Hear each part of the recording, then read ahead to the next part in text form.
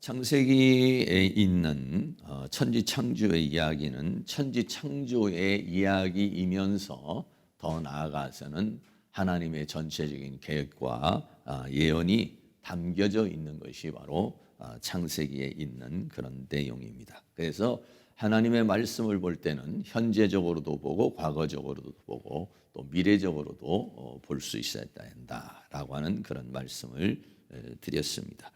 그래서 첫째 날에는 하나님께서 빛을 있으라라고 말하셔서 빛과 어두움을 나누셨습니다.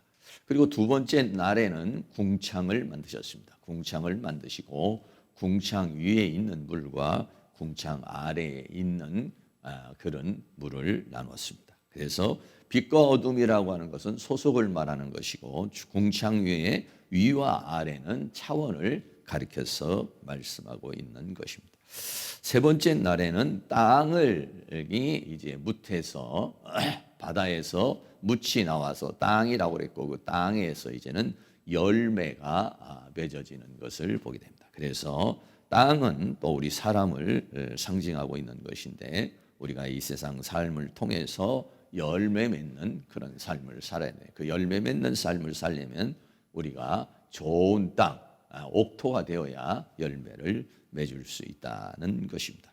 네 번째 날에는 하늘 궁창의 광명들을 말해주고 있습니다. 그래서 첫째 날과 넷째 날이 서로 연결이 돼 있죠. 그래서 하늘에 있는 궁창에 광명들이 있어서 이때부터 넷째 날부터 지금 우리가 살고 있는 24시간이라는 개념의 년, 월, 일, 시가 만들어지게 되었습니다. 그리고 다섯 번째 날에는요, 바다에는 생물이 그리고 하늘에는 새가 있으라라고 그렇게 말씀하고 있습니다.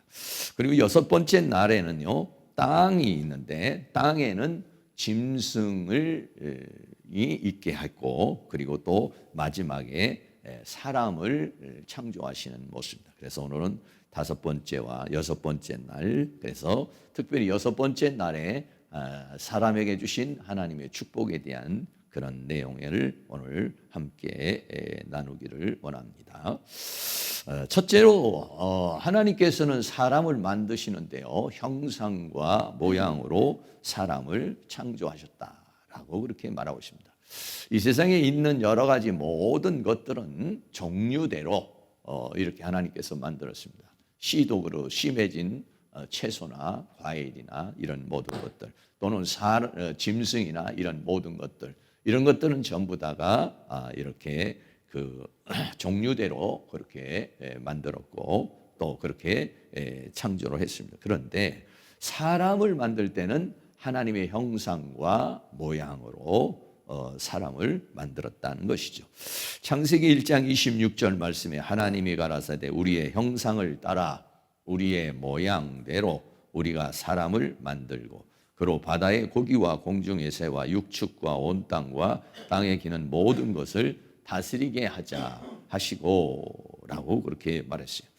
사람은요 하나님의 형상과 모양으로 만들어졌죠. 우리가 자녀를 낳으면 자녀가 부모의 모습을 가지고 있죠. 부모의 모습을 가지고 있는데 두 가지를 가지고 있죠.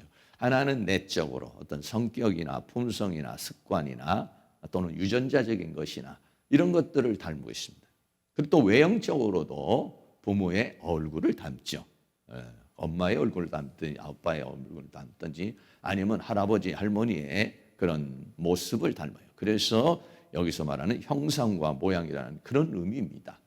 그래서 사람이 자녀를 낳으면 그 내면적인 면이나 외적인 면이나 부모를 닮아요.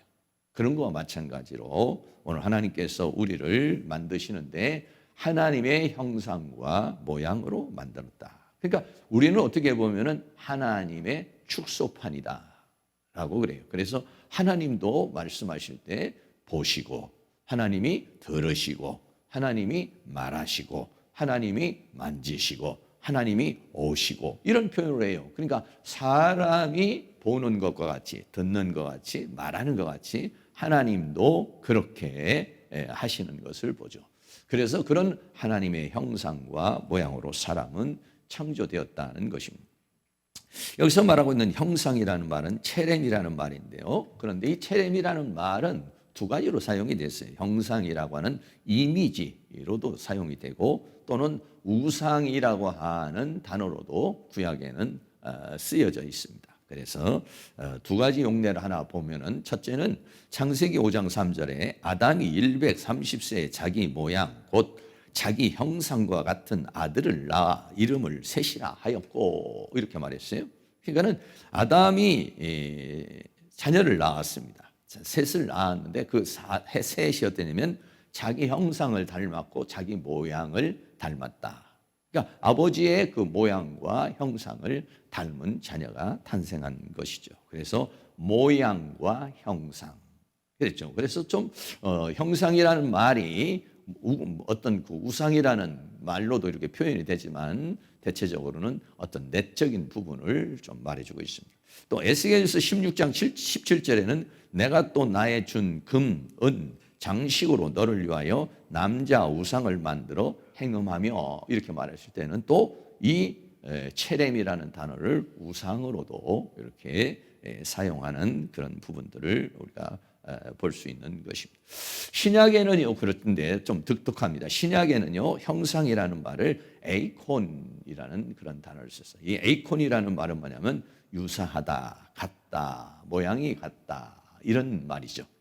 그래서 이 형상이라는 단어를 신약에서는요 이렇게 사용이 되고 있습니다. 그리스도는 하나님의 형상이라 이랬어요. 고린도후서 4장 4절에 그 중에 이 세상 신이 믿지 아니하는 자들의 마음을 혼미케 하여 그리스도의 영광의 복음의 광채가 비치지 못하게 하미니 그리스도는 하나님의 형상이니라 이렇게 말하고 있습니다. 그리스도는 하나님의 형상이니라. 그래서 예수님께서 그렇게 말씀하여 나를 본 자는 아버지를 보았거늘 라고 말했어요. 그래서 보이지 않는 그 하나님을 보는 하나님 이게 누구냐면 예수님인 것이죠. 예수님을 통해서 우리는 하나님을 보게 되는 것이고 하나님을 알게 되는데 그리스도는 하나님의 형상이라 이렇게 말했어요. 그리고 예수 그리스도를 통해서 하나님의 형상으로 하나님의 모양과 하나님의 속성을 우리가 보는 것이죠. 그런 것처럼 우리도 어떻게 했냐면 하나님의 형상을 입으라고 그랬어요. 골로새 3장 10절 말씀에 새 사람을 입었으니 이는 자기를 창조하신 자의 형상을 쫓아 지식에까지 새롭게 하심을 받은 자니라. 자기를 창조하신 자의 형상을 쫓아가는 것. 왜 그랬습니까? 에덴 동산에서 사탄의 유혹으로 인해서 인간은 하나님의 형상과 모양이 파괴돼 버리고 말았습니다. 그 하나님의 형상과 모양 안에 뭐가 들어왔냐면 사탄의 형상과 모양이 들어왔습니다. 죄악의 속성이 들어왔어요. 그러면 인간은 어떻게 보면은 망가지게 됐습니다. 세상도 땅도 망가졌지만 사람 자체도 하나님의 형상과 모양이 망가져 버린. 그래서 사단의 형상, 사단의 속성이 사람 안에 들어와서 악이라고 하는 것이 사람 안에 있게 된 것이죠. 그래서 예수 그리스도를 통해서 우리는 어떻게 하려고 하냐면 예수님이 이 땅에 오실 목적 중에 하나가 뭐냐면 우리를 하나님의 형상을 회복시키려는 것이고 더 나아가서는 그리스도의 형상을 입게 하시려고 하는 것이 예수님께서 이 땅에 오신 목적이요 구원의 목적이 되는 것입니다. 그래서 로마서에는 아들의 형상을 본받는 것이라 그랬어요. 로마서 8장 29절에는 하나님의 미리 아신 자들로 또한 그 아들의 형상, 에이콘, 체렘, 아들의 형상을 본받게 하기 위하여 미리 정하셨으니 이는 그로 많은 형제 중에서 맏아들이 되게 하려 하심이니라 라고 그렇게 말씀하고 있는 것이죠.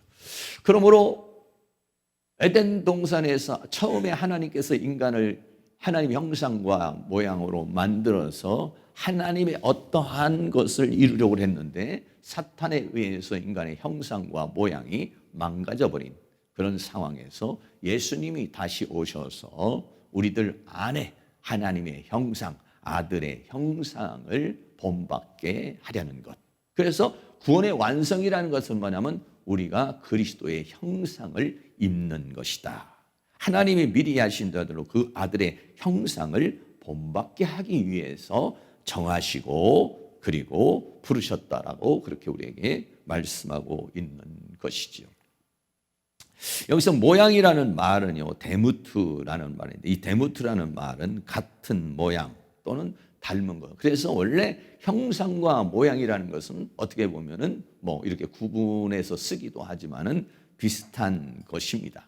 그러나 조금 구분을 한다면 어떠냐면 형상은 속성적인 부분을 더 많이 말하고 있고 모양은 어떤 닮은 모습을 가리켜서만 돼. 근데 하나님은 영이시니까 어떠한 모양이 있는 것은 아니죠. 그런데 인간은 육신을 가졌기 때문에 모양을 가지고 있는 것입니다. 근데 이 모양이라고 하는 것은요, 이 모양이라는 것은 결국은 흙으로 다 돌아가 버리게 되고 그 형상, 그 속사람이 하나님께로 가게 되는 것이죠. 그래서 형상과 모양으로 만들었다라고 하는 그런 것이죠. 그래서 형상과 모양으로 만들었고 이것을 뭐라고 하느냐? 사람을 만들었다. 이 사람이라는 말은 히브리어로 아담이라는 말입니다. 이 아담이라는 말은 어디에서 나오냐면 아다마에서 나왔어요. 아다마라는 말이 뭐냐면 흙이라는 말입니다. 그래서 아다마라고 하는 흙이라고 하는 단어에서 아담이 나왔어요. 그러니까 인간은 뭐냐요? 또 아다마라고 하는 것은 붉다 이런 말이에요. 붉다는 건 뭐냐면 흙의 색깔과 같다 이런 얘기예요. 그래서 아담이라는 말은 사람이라는 존재는 뭐냐면 흙의 속성을 가지고 태어난 존재다라고 할 때 사람이다. 그 사람을 뭐라고 하냐? 아담이라고 이렇게 말이죠. 아담이 어떤 고유명사처럼 이렇게 됐습니다만은 결국 아담은 사람을 의미하고 있는 것이죠. 창세기 1장 27절에 하나님이 자기 형상 곧 하나님의 형상대로 사람을 창조하시고 남자와 여자를 창조를 하셨다라고 그렇게 말씀하고 있는 것입니다. 하나님께서 이렇게 아담과 하와를 창조하시고 그 다음에는 어떻게 했습니까? 두 번째로 생육, 번성, 충만, 정복, 다스리라 라고 그렇게 말씀하고 있습니다. 하나님의 형상과 모양으로 만들어진 인간에게 주어진 것이 뭐냐면은 생육, 번성, 충만, 정복, 다스림이에요. 우리가 다섯째 날에 짐승을 만드시고 그리고 여섯째 날에 짐승을 만들었지만 여섯째 날에 짐승을 만들고 짐승에게 준 축복은 세 가지입니다. 생육, 번성, 충만까지입니다. 그런데 사람에게 주신 축복은 뭐냐면 정복과 다스림이 붙어 있는 것이죠.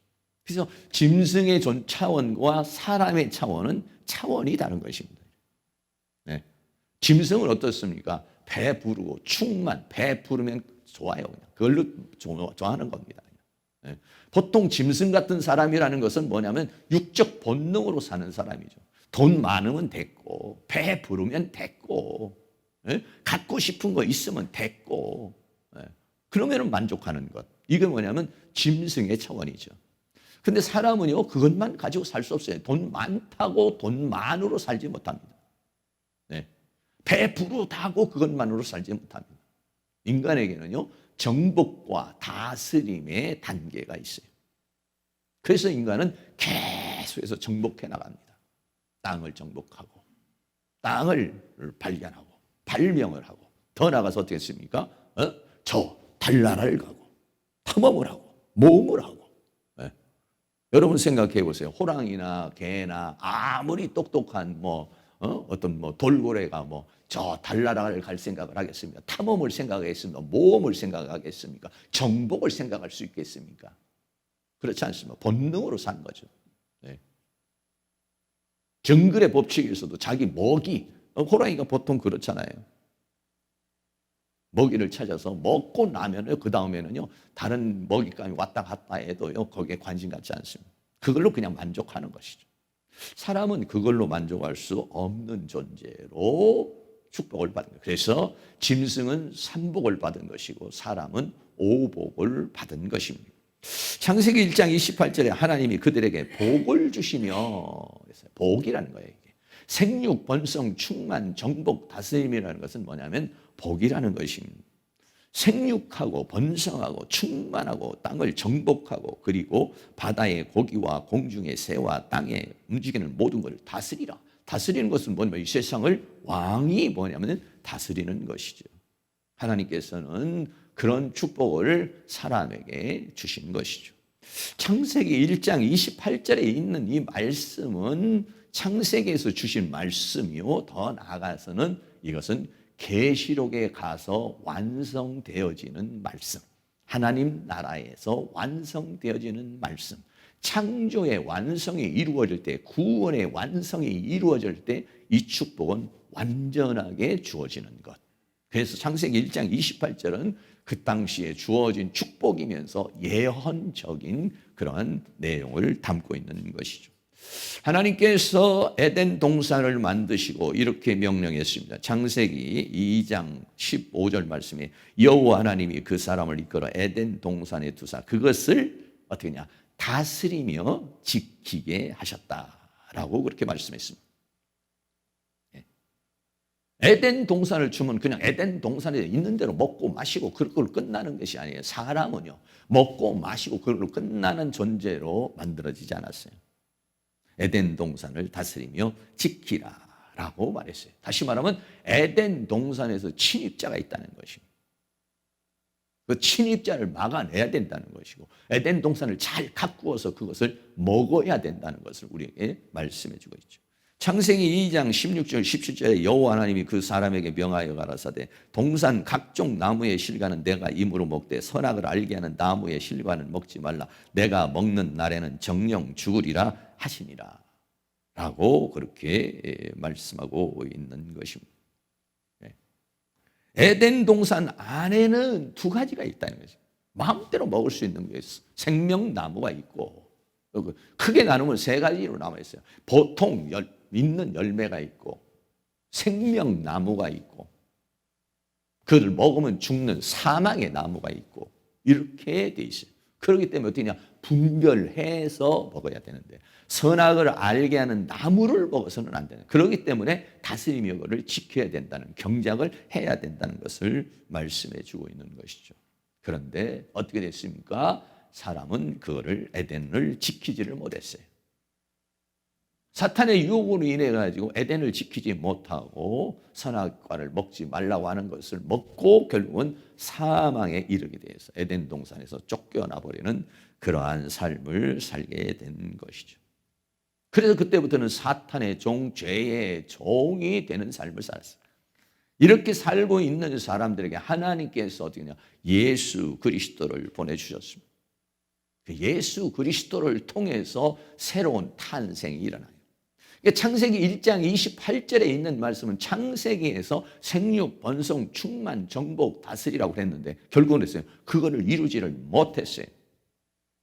그래서 예수 그리스도를 통해서 마태복음 1장에서 아브라함과 다윗의 자손 예수 그리스도의 세계라고 했어요. 그러니까 아브라함과 다윗의 자손 예수 그리스도를 통해서 우리는 어떻게 되냐면 창세기 1장 28절에 있는 생육, 번성, 충만, 정복의 복을 다시 받게 되는 것이죠. 그래서 이 단계가 신약에 와서도 같이 이제 적용되고 있는 것입니다. 그래서 생육은 일반적으로 어떻게 보면 태어나는 것을 말해요.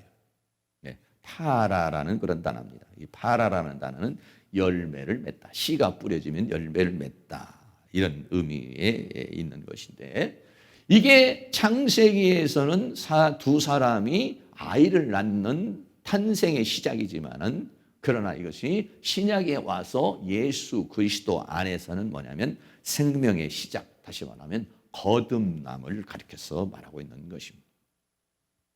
이 거듭남은 요한복음 3장 5절에 예수께서 대답하시되 진실로 내게 이르노니 사람이 물과 성령으로 나지 아니하면 새로운 탄생. 네. 창세기에서의 탄생과 예수 그리스도 안의 탄생은 새로운 탄생인데, 그 탄생은 뭐냐면 남녀의 결합에 의한 탄생이 아니라 물과 성령으로 인한 탄생을 가리켜서 말해요. 이게 뭐냐면 생명의 시작을 가리켜서 말하는 것이죠. 이걸 뭐라고 말했습니까? 하나님의 자녀가 되는 것이다. 요한복음 1장 12절 영접하는 자 곧 그 이름을 믿는 자에게는 하나님의 자녀가 되는 권세를 줬다. 그래서 태어나서 우리는 뭐가 되는 사람이냐? 자녀로. 네. 구약에서는 어떻게 했습니다? 아담의 자녀죠. 사람의 자녀인데 신약에 와서는 어떻게 됐어요? 그 생육이 어떻게 됐습니까? 물과 성령은 뭐냐? 하나님으로부터 오는 것. 하나님의 생명의 성령에 의해서 태어나는 것이기 때문에 그 존재를 뭐라고 그러느냐? 사람이라고 말하지 않고 하나님의 자녀라. 할렐루야. 네. 그래서 우리는 이제 새로운 피조물이 되었고 새로운 시작이 되는 것입니다. 고린도후서 5장 17절에 그런즉 누구든지 그리스도 안에 있으면 그리스도 안에서 그리스도 안에서 예수 그리스도를 구주로 믿고 죄사함을 받고 예수 그리스도로 인해서 생명을 받아서 하나님의 자녀가 된 사람은 새로운 피조물, 새로운 창조물이라는 것입니다. 새로운 창조가 시작이 됐다는 것입니다. 창세기 1장 28절에 창세기에 주어진 그 말씀은 인간에게요, 그것이요, 결국은 다스림으로 가지를 못하고 오히려 쫓겨나 버리고 말았어요. 그런데 예수 그리스도를 통해서 새로운 피조물, 새로운 창조, 새 것이 되어서 새로운 시작. 그래서 우리가 이제 예수 그리스도를 통한 생육의 복, 새로운 시작의 복을 받은 사람들이 되는 것이죠. 두 번째는 번성입니다. 번성이라는 말은 라바라는 말이에요. 라바라는 말은 성장하다 또는 자라난다는 것을 말해주고 있는 것입니다. 예수 그리스도를 통해서 우리가 이제 구원을 받은 사람들은 어떻게 되느냐? 그냥 구원 받으면 끝나는 것이 아니라 아이가 탄생을 하면 자라나야 되죠. 속사람도 역시 마찬가지로 하나님의 자녀로 탄생한 존재도 신앙도 자라야 되는 것이고 속사람도 자라야 되고 믿음도 자라나야 되는 것이죠. 그게 뭐냐? 번성의 단계인 것입니다. 성경은 뭐냐? 구원에 이르도록 자라라 이랬어요. 베드로전서 2장 2절에 갓난 아이들과 같이 순전하고 신령한 젖을 사모하라. 이는 이로 말미암아 너희로 구원에 이르도록 자라게 하려 함이라 그랬어요. 예수 그리스도를 통해서 우리가 구원을 받았지만 그걸로 끝나는 것이 아니라 계속 자라나서 완성의 단계에 가야 된다는 것입니다. 또 그리스도를 아는 지식에 자라가라 이렇게 했어요. 베드로후서 3장 18절에 오직 우리 주 곧 구주 예수 그리스도의 은혜와 저를 아는 지식에서 자라가라. 영광이 이제와 영원한 날까지 저에게 있을지어다 그랬어요. 그 어디까지 자라나야 됩니까? 어디까지 자라나야 되냐면 우리의 샘플은 뭐냐면 예수 그리스도인 것입니다. 그리스도에게까지 자라나라 그랬어요. 에베소서 4장 15절에 오직 사랑 안에서 참된 것을 하여 범사에 그에게까지 자랄지라 그랬어요. 그는 머리니 곧 그리스도라 라고 그랬어요. 그래서 어떻게 했냐면 번성의 단계가 뭐냐면 자라나는 단계라는 것입니다. 여러분 그렇잖아요. 우리가 씨를 뿌리면은 씨를 뿌려서 싹이 나오죠. 열매를 맺죠. 그러면 목적이 뭡니까? 씨를 뿌리는 거니까 예를 들어서 대추나무를 심었다. 그러면 씨를 심어서 결국은 원하는 게 뭐냐면 대추나무에 달린 열매, 대추죠. 싹이 나가지고 나무가 나와서 이파리가 피고 꽃이 피고 그것이 목적은 아니에요. 그 자체로도 좋지만은 결국 뭐냐면 대추나무라는 의미는 뭐냐면 대추나무의 열매가 맺혀지는 거예요. 그러니까 우리도 역시 마찬가지로 구원이 시작이 됐어요. 씨가 뿌려져서 씨가 들어왔어요. 탄생을 했어요. 그걸로 만족하는 것이 아니죠. 어떻게 냐 자라나야 된다는 것입니다. 어디까지 자라나야 됩니까? 범사에 그에게까지 자라나야 된다. 우리의 마지막 열매는 뭐냐면 성령의 열매, 빛의 열매. 그런 모든 열매는 결국은 뭐냐면요, 우리가 그리스도의 형상을 입는 것. 이것이 완성된 열매인 것이죠. 그래서 자라나라. 그 자라나게 하시는 이가 하나님이시다 그랬어요. 고린도 전서 3장 6절 7절 우리 같이 한번 읽습니다. 나는 심었고 아볼로는 물을 주었으되 오직 하나님은 자라나게 하셨나니 그런즉 심는 이나 물 주는 이는 아무것도 아니로되 오직 자라나게 하시는 하나님 뿐이니라. 아멘. 바울이 그렇게 말한 것이도 나는 심었고, 심었다는 건 뭐냐면은 예수 그리스도의 복음을 심었다. 탄생한 걸 말해요. 아볼로는 뭐냐? 자라나도록 물을 주었다. 그러나 그 존재가 신앙이 자라고 믿음이 자라나게 하는 것은 뭐냐? 하나님이시다. 심는 자도 중요하고 물 주는 자도 중요하지만 종국적으로는 자라게 하지 않는다면, 자라나지 않는다면 의미가 없었다고요. 말라버린다면 아무런 의미가 있죠. 그런데 그걸 자라나게 하시는 이는 하나님이시다라고 그렇게 말씀하고 있는 것이죠. 여러분 한번 생각해 보세요. 우리 집안에도 이제 손주들이 있습니다만 처음에 아이가 태어났을 때는 어때요? 우리 아들을 키울 때는 뭐 자세히 관찰을 못했지만 손주를 키우다 보니까 뭐 한 3명을 이렇게 자라나는 과정을 보면서 이제 이야기들을 해요.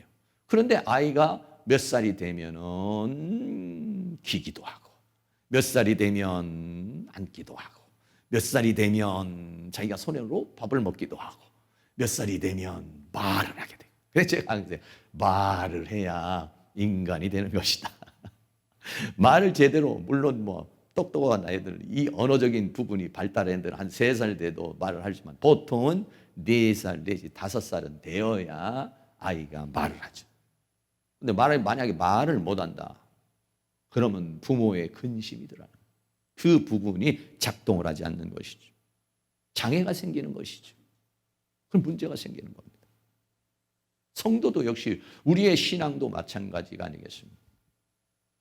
작년에 비해서 올해는 좀 잘해야 되고, 올해에 비해서 내년은 또 잘해야 되고, 자라나지 않는다는 것은 뭘까? 나는 왜 이 부분이 장애가 생겼을까? 아이가 크면은 말을 해야 되는데 왜 말을 못할까? 아이가 크면은 뛰어다녀야 되는데 왜 뛰어다니지는 못할까? 신앙도 역시 마찬가지입니다. 내 겉사람은 나이가 자꾸 가는데 내 속사람은 왜 자라나지 못할까? 우리의 속사람이 번성의 단계. 그게 뭐냐면 자라나게 하시는 그 하나님에 의해서 자라나야 되는데, 그렇다고 내가 가만히 있으면 자라납니까? 안 자라나죠. 밥도 먹고 우유도 먹고 뭣도 먹고 운동도 하고 이래야 자라나는 것이죠. 신앙도 역시 마찬가지죠. 자라나야 돼. 자라나야 어때요? 부모의 보람이 느껴져요. 정말 이렇게 어려운 가운데서도 자라나는 모습을 보고 뛰어는 모습을 보고 말하는 모습을 보고 유치원을 가고 또 학교를 가고 중학교를 가고 고등학교를 가고 그래서 나중에 월급 탓하고 봉투도 내밀어 주고 이럴 때 보람을 느끼죠. 그런데 자라나지 못해서 그러면 부모의 근심이 되게 되는 것입니다. 두 번째 단계는 바로 이 번성의 단계예요. 사랑하는 모든 성도님들이 자라나고 있습니까? 내 속사람이 자라나고 있나요? 작년에 못했던 거 올해 하고 있나요? 아니면은 작년에 했던 거 올해 못하면은 안 되죠. 조금씩이라도 발전해야 돼요. 조금씩이라도 성장을 해야 돼요. 작년에는 기도하지 못했던 거 금년에는 여러분들이 시간을 내서 저녁에 30분씩이라도 교회 못 나오면 집에서라도 기도한다든지 아니면은 찬송을 성경책을 30분이든 1시간이라도 본다든지 어떤 뭔가 다른 모습, 인격이 달라지고 성품이 달라지고 습관이 달라지고 자라나는 모습을 봐야 돼. 자라날 수 있기를 주의 이름으로 축원합니다. 저도 마찬가지. 여러분들이 자라나는 모습을 보면 우리 집사님이 정말 더 달라지셨구나. 우리 권사님이 정말 달라지셨구나. 작년에는 저렇게 못했는데 금년에는 이렇게 하시네. 보람을 느껴요. 그런데요, 여러분이 자라나지 못하면요, 자괴감이 들어요. 내가 이거 목회를 제대로 하는 건가? 말씀을 내가 이거 제대로 전하고 있는가? 이거 뭔가? 왜 자라나지 못할까? 왜 변화가 없을까? 내가 문제일까? 뭐가 문제일까? 막 이런 그런 생각이 막 들어와요. 근데 막 자라나는 모습을 보면은 그러면은 감사하다. 그래도 내가 이렇게 애쓴 보람이 있구나. 힘쓴 보람이 있구나. 이런 게 하나님 편에서도 그렇지 않겠어요? 사랑하는 모든 성도님이 자라나야 합니다. 그러나 그냥 자라나는 건 아니죠. 자기 나름대로 결단과 각오와 뭔가 그 틀을 깨는 뭔가 돌파의 역사가 일어나야 되겠죠. 어디까지 자라나야 됩니까? 세 번째 단계는요, 충만입니다. 이 충만이라는 말은 말레라는 말인데, 이 말레라는 말은 완성하다 이런 말. 완성하다는 말은 뭐냐면 장성한 자가 되는 거예요. 장성한 자. 히브리서 5장 13절 14절 같이 한번 읽습니다. 대저 젖을 먹는 자마다 어린아이니 의의 말씀을 경험하지 못한 자요 단단한 식물은 장성한 자의 것이니 저희는 지각을 사용함으로 연단을 받아 선악을 분별하는 자들이니라. 성경에는 어린아이가 있고 장성한 자가 있다는 거예요. 어린아이는 뭐냐면 젖을 먹는 자라는 거예요. 단단한 자는 뭐냐면 장성한 자는 단단한 식물을 먹는 자는 차원이 다르다는 얘기죠.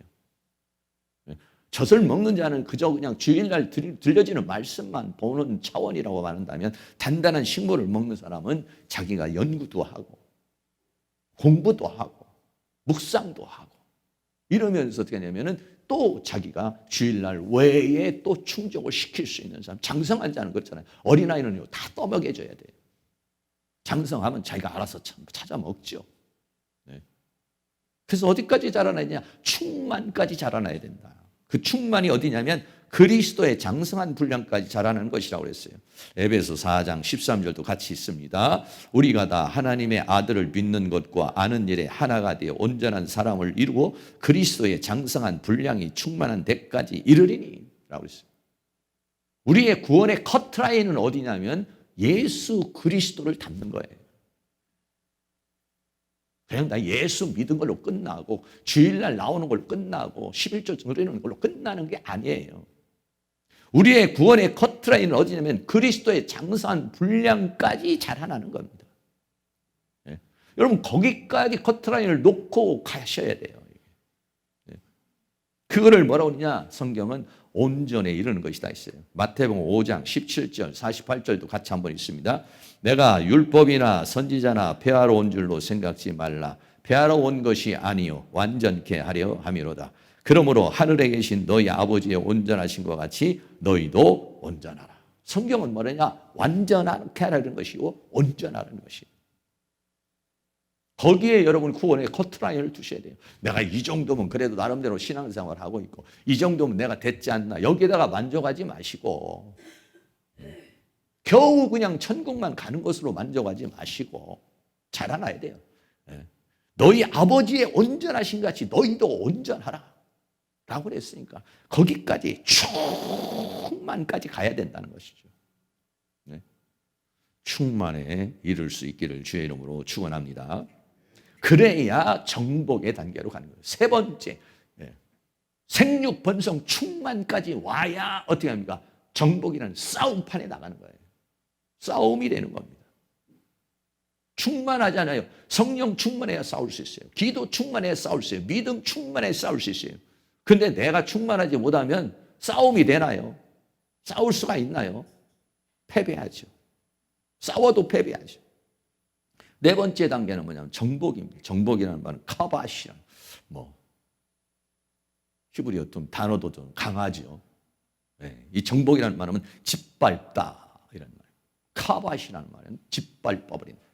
싸워서 어떻게 하냐면 전쟁을 말하는 거예요. 전쟁에서 싸워서 짓밟아버리는 것입니다. 뭘 짓밟아요? 사람을 짓밟는 게 아니라 원수, 마귀를 짓밟는 것이고 죄악을 짓밟아버리는 것이고. 할렐루야. 성경은 우리의 신앙은 영적인 전투라고 그렇게 말하고 있습니다. 에베소서 6장 12절에 우리의 씨름은 우리의 싸움은 혈과 육에 대한 것이 아니요 정사와 권세와 이 어둠의 세상 주관자들과 하늘에 있는 악의 영들에 대함이라 라고 그랬어요. 여러분들도 한 주간 싸움이 있었을 거예요. 세상과의 싸움도 있고 먹고 사는 문제로 싸움도 있고 죄와의 싸움도 있고 남모르는 싸움이 다 있어요. 저도 싸움이 있고 여러분도 싸움이 있고 다양한 형태로 고민과 갈등과 어려움이 다 있죠. 그를 성경은 믿음의 선한 싸움이다. 디모데전서 6장 12절도 같이 있습니다. 믿음의 선한 싸움을 싸우라. 영생을 취하라. 이를 위하여 내가 부르심을 입었고 많은 증인 앞에서 선한 증거를 증거하였다. 믿음의 선한 싸움은 싸움인데 혈과 육의 싸움이 아니라는 거예요. 믿음의 싸움이요 선한 싸움. 믿음의 선한. 믿음이라는 단어와 선이라는 단어 두 단어가 있죠. 믿음의 선한 싸움을 싸우는 거죠. 선으로 악을 이기는 싸움을 싸우라는 것이지 악으로 악을 이기는 싸움이 아니라는 것이죠. 사도 바울은 그렇게 고백합니다. 디모데후서 4장 7절에 내가 선한 싸움을 싸우고. 여러분 바울과 같은 사람 그렇게 위대한 사람이고 그는 능력 있고 힘 있고 권세 있는 사람도 싸움이 있었다는 겁니다. 우리도 싸움이 있어요. 여러분들 나름대로 다 싸움이 있어요. 왜? 이 세상은 원수, 마귀가 우리를 다양한 형태로 육체를 공격하고 정신을 영을 공격하고 모든 것들을 공격하기 때문에 그런 거예요. 그런데 이것과 싸워서 이기려면 어떻게 하냐? 충만해야 된다는 거예요. 충만해야 정복할 수가 있어요. 아무리 여러분들이 힘이 세도 우리가 좀 있으면 이제 점심도 먹을 텐데 맛있는 아무리 화우장사라도 하루만 굶겨보세요. 힘을 못 써요. 눈이 잘 눈동자가 안 돌아가요. 먹어야 돼요. 그래야 충만해야 싸울 수 있다. 정복은 이기는 것입니다. 계시록 15장 2절 말씀 한번 같이 있습니다. 또 내가 보니 불이 섞인 유리바다 같은 것이 있고 짐승과 그의 우상과 그의 이름의 수를 이기고 벗어난 자들이 유리바닷가에 서서 하나님의 검은 고를 가지고 짐승과 우상과 그 이름의 수를 짐승은 적그리스도를 말합니다. 그의 우상은 뭡니까? 그를 섬기게 하는 것들이죠. 이름의 수. 왜 사탄의 이런 다양한 형태의 공격, 적그리스도의 공격, 거짓 선지자의 공격, 세상적인 핍박과 공격, 내적인 종교적인 미혹과 공격, 이런 것들을 이기고 벗어난 자들이 유리가 되다. 하나님의 검은 고를 가지고 찬양을 하는 것입니다. 이기는 자의 찬양이 있기를 주의 이름으로 축원합니다. 계시록 17장 14절에 저희가 어린 양으로 더불어 싸우려니와 어린 양은 만주해 주시오 만왕의 왕이시며 저희를 이기실 터이요 또 그와 함께 있는 자들 곧 부르심을 입고 빼내심을 입고 진실한 자들은 이기리라. 누가 같이 예수님이 이겼고 그와 함께한 우리도 이길 것이다. 우리의 싸움은 우리 혼자만의 싸움이 아니라 끝까지 세상 끝날 때까지 우리와 함께 하시는 주님으로 인하여 승리하는 것이죠. 그래서 이기면 어떻게 합니까? 이긴 자는 진 자를 지배합니다.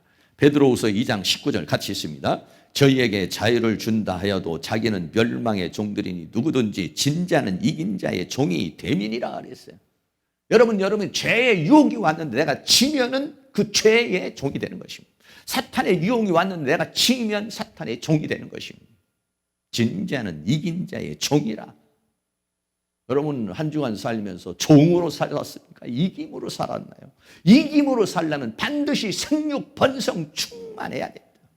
그러면 내가 이기지 못했다는 건 뭐예요? 충만하지 않다는 거예요. 충만하지 않는다는 건 뭐예요? 말씀 보지 않았다는 거예요. 예배 참석하지 않았다는 거예요. 기도하지 않았다는 거예요. 영의 양식을 먹지 않았다는 거예요. 영의 양식을 먹으면 충만하고 충만하면 정복할 수가 있어요. 정복할 수 있는 영권이 믿음이 은혜가 있기를 주의 이름으로 축원합니다. 그리고는 마지막으로 다스림입니다. 이 다스림이라는 말은 라다라는 말이에요. 라다. 제가 옛날에 원어성경 연구원 하면서 라다 원어성경 연구원 이렇게 한 적이 있습니다. 통치한다는 거예요. 다스림이에요. 정복으로만 끝나지 않아요. 그거를 어떻게 보면 통치할 수 있는 능력. 네. 여러분 이 통치는 누가 하나요? 왕이 하는 것이죠. 그래서 우리는 어떠냐? 생명 안에서 왕노릇, 자, 로마서 5장 17절에 있습니다. 한 사람의 범죄로 인하여 사망이 그 한 사람으로 말미암아 왕노릇하였은즉 더욱 은혜와 의의 선물을 넘치게 받는 자들이 한 분 예수 그리스도로 말미암아 생명 안에서 왕노릇하리로다. 예수 그리스도를 통한 생명 안에서 왕노릇하는 자. 하나님은요, 우리가요 정복하고 그리고 왕으로 살기를 바라요. 여러분, 질병을 정복할 수 있기를 축복합니다. 물질을 정복할 수 있기를 축복합니다. 세상을 정복할 수 있기를 축복합니다. 내 안에 있는 죄악의 속성을 정복할 수 있는 은혜가 있기를 축복합니다. 왕노릇할 수 있는. 네. 그래서 교회에 오면은, 주일날 교회에 오면 얼굴이 환해가지고 왜 이렇게 환해요? 왕노릇하다 왔습니다. 얼굴이 검주로 간다면 정노릇하다 왔습니다. 정노릇하다 온 사람은 얼굴이 필수가 없지요. 왕노릇하다 온 사람은 자신감 있게 그냥. 네? 이렇게 그냥 얼굴이 피셨어요. 왕노릇하다 왔습니다.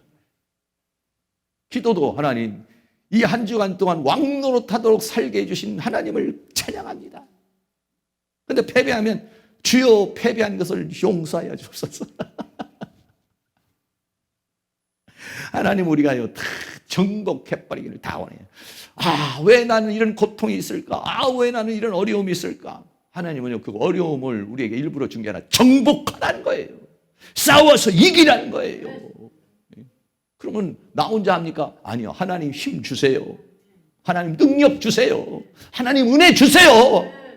그래서 내가 여기에 묶이지 않게 해주시고 싸워서 이길 수 있게 해주시고 종노릇하지 않고 왕노릇할 수 있는 은혜를 주세요. 은사도 주세요. 능력도 주세요. 믿음도 주세요. 그래서 왕노릇하기를 원해요. 베드로전서 2장 9절에는 오직 너희는 택하신 족속의 왕같은 제사장들이요 그랬습니다. 왕은 왕인데 거룩한 왕이라는 거예요. 왕같은 제사장이라고 그랬습니다. 왕의 직분을 가졌을 뿐만 아니라 세상 왕같이 요즘에도 어제도 보니까 보수 단체, 진보 단체 그냥 세종동과 어디 서울에서 그냥 몇만 명이 모여서 네가 잘났다 내가 잘났다 서로 싸운다. 정말 답답한 상황이죠. 자유가 집회에 자유가 있으니까 얘기할 수는 있는 거지만 좀 암울한 마음이죠, 사실은. 하나님은 우리를 통해서 원하는 건 세세토록 왕노릇하려는 것. 계시록 22장 5절입니다. 같이 있습니다. 다시 밤이 없겠고 등불과 햇빛이 쓸데없으니 이는 주 하나님이 저희에게 비추심이라 저희가 세세토록 왕노릇하리로다. 창세기 1장 28절에 있는 말씀이 요한계시록 22장 5절에서 완성되는 거예요. 창세기에서 시작은 생육하고 번성하고 충만하고 정복하고 다스리라고 했는데 인간은 다스리는 것이 아니라 물질의 다스림을 받고 죄악의 다스림을 받고 사탄의 다스림을 받고 종노릇하며 살던 우리들을 예수 그리스도를 통해서 다시 생육, 번성, 충만, 정복, 다스리는 자. 그래서 계시록 22장 5절에서 세세토록 왕노릇하게 하려는 것, 이것이 뭐냐면 하나님의 원하심이라는 것이죠. 그렇게 하려면 우리가 어떻게 해야 합니까? 하나님의 형상과 모양을 회복해야 된다는 것입니다. 하나님의 형상과 모양을 회복하고 하나님의 형상과 모양으로 완성되면 그때는 우리가 생육, 번성, 충만, 정복, 다스림의 축복을 받으며 살 수 있다는 것이죠. 결론입니다. 하나님께서는 사람을요 형상과 모양으로 만들었어요. 하나님처럼 만들었다는 거예요. 근데 하나님처럼만 만드는 게 아니라 계시록에서는 하나님과 같은 존재로 하나님 보좌에 앉게 해주시고 그리스도와 더불어 왕노릇하게 하시고 아들의 형상으로 만들어 주셔서 최고의 존재로 만들어, 그거를 성경은 영화롭다 이렇게 말하고 있어요. 네. 하나님의 형상과 모양을 우리는 회복을 해야 되고 완성을 해야 돼. 그래야 생육, 번성, 충만, 정복, 다스림의 축복을 받을 수가 있는 것이죠. 사랑하는 모든 성도님이 이와 같은 은혜와 사랑과 축복을 받아서 충만 말씀으로 충만, 은혜로 충만, 믿음으로 충만, 은사로 충만, 능력으로 충만, 하나님의 모든 충만한 것으로 충만해서 여러분들이 정복하고 다스리는 은혜가 있기를 주의 이름으로 축원합니다. 찬송 드립니다. 찬송가 402장을 다 같이 드립니다. 행군 나팔 소리에 주의 오령 났으니 우리 힘있게 찬양하겠습니다.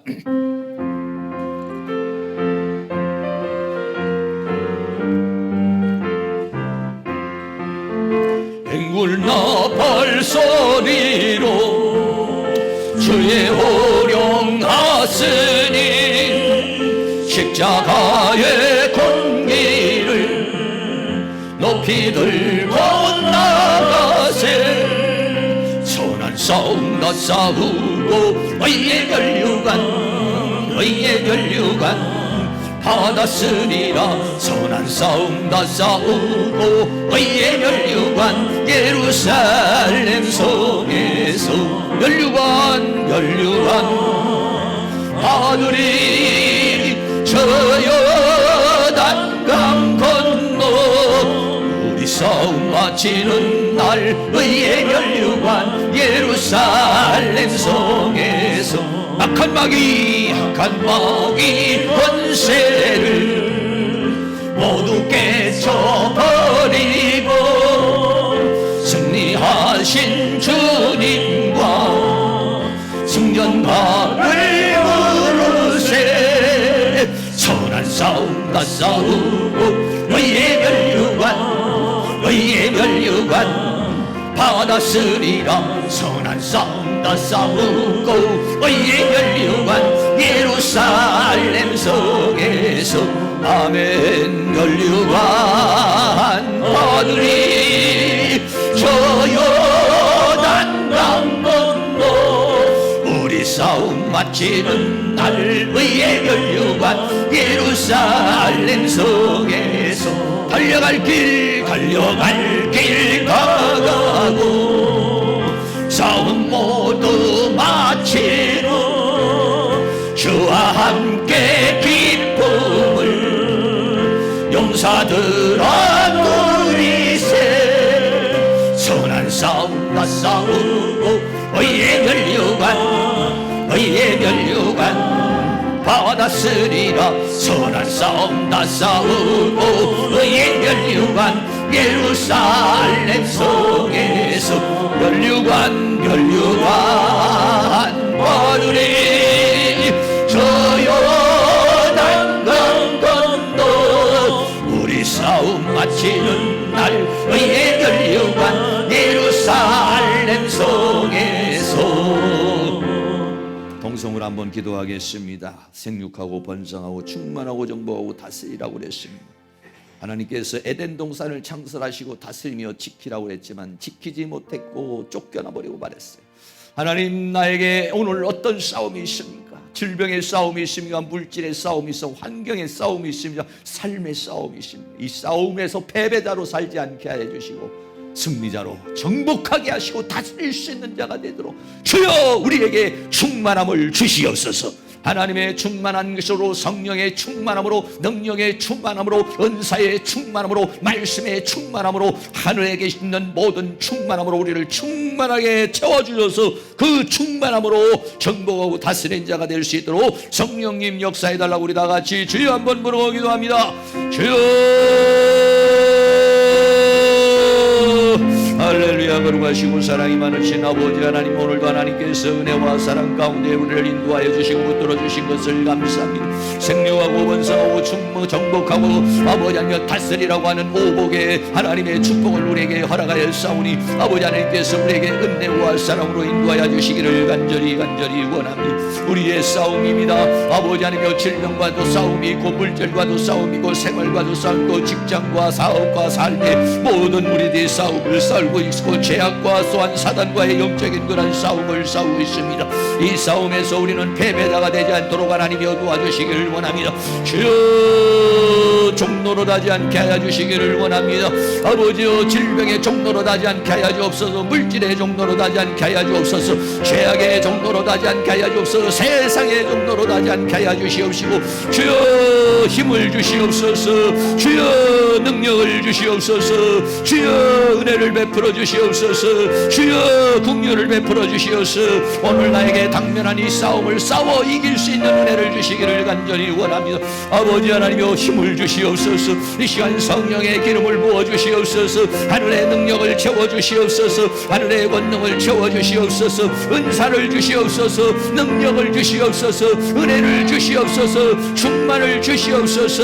하나님 도와주시옵소서. 오늘 내 삶 속에 있는 모든 것들과 싸워 이길 수 있는 힘을 주시옵소서. 믿음을 주시옵소서. 힘을 주시옵소서. 능력을 주시옵소서. 은혜를 베풀어 주시기를 간절히 원합니다. 싸움을 통하여 패배하는 자가 되지 않게 하여 주시옵소서. 승리자가 될 수 있도록 하나님이여 도와주시옵소서. 성령님 역사하여 주시옵소서. 마귀를 대적하라 그리하면 피하리라고 말씀했으니 오늘 내게 당면한 모든 것을 대적하게 하여 주옵소서. 질병을 대적하게 하여 주옵소서. 물질을 대적하게 하여 주옵소서. 죄악을 대적하게 하여 주옵소서. 사탄을 대적하게 하여 주옵소서. 어둠을 대적하게 하여 주옵소서. 나를 오늘도 힘들게 하고 나를 쓰러뜨리고 넘어뜨리는 이런 모든 것들과 대적하여 싸워 이길 수 있는 힘을 더하여 주시옵소서. 능력을 더하여 주시옵소서. 은혜를 주시옵소서. 성령으로 충만하게 하여 주옵소서. 말씀으로 충만하게 하여 주옵소서. 믿음으로 충만하게 하여 주옵소서. 강하고 담대하게 하여 주시옵소서.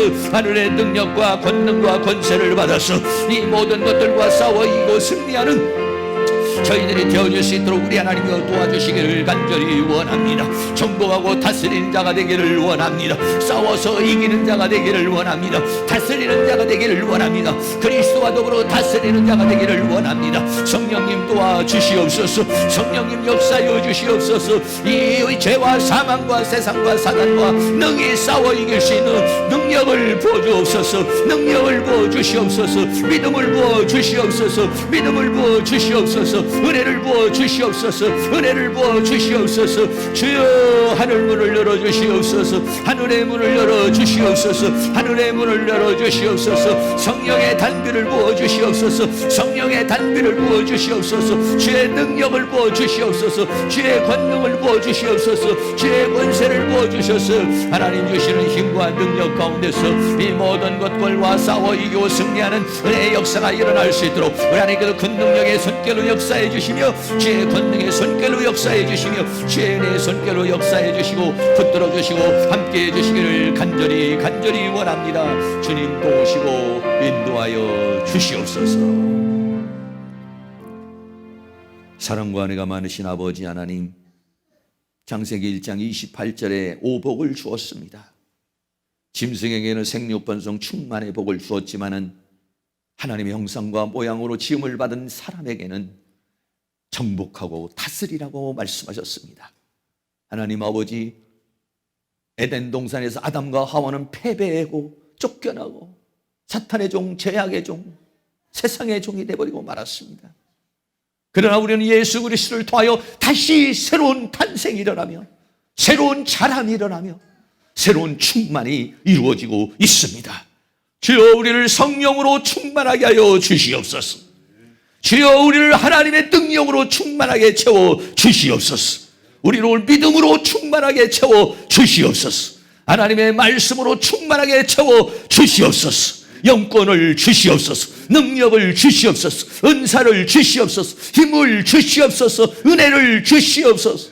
그래서 오늘 우리에게 당면에 있는 모든 것들과 싸워 이기게 하여 주시옵소서. 마귀를 대적하라 그리하면 피하리라고 그랬으니 우리는 마귀를 대적하게 하여 주시옵소서. 질병을 대적하게 하여 주시옵소서. 가난을 대적하게 하여 주옵소서. 물질을 대적하게 하여 주옵소서. 세상을 대적하게 하여 주옵소서. 죄악을 대적하게 하여 주옵소서. 오늘 모든 삶 속에서 나를 공격해 오는 모든 것들을 대적하게 하여 주시옵소서. 대적할 수 있는 믿음을 주시옵소서. 강하고 담대함을 주시옵소서. 충만함을 주시옵소서. 그리고 싸워 이기게 하여 주시옵시고 승리하게 하여 주시옵시고 그리고 이제는 종로로 타지 않고 왕로로 탈 수 있도록 은혜를 베풀어 주시옵소서. 예수 그리스도의 이름으로 기도하옵나이다. 아멘. 우리 다 같이 자리에 일어나셔서 찬송가 544장 찬송 드리겠습니다.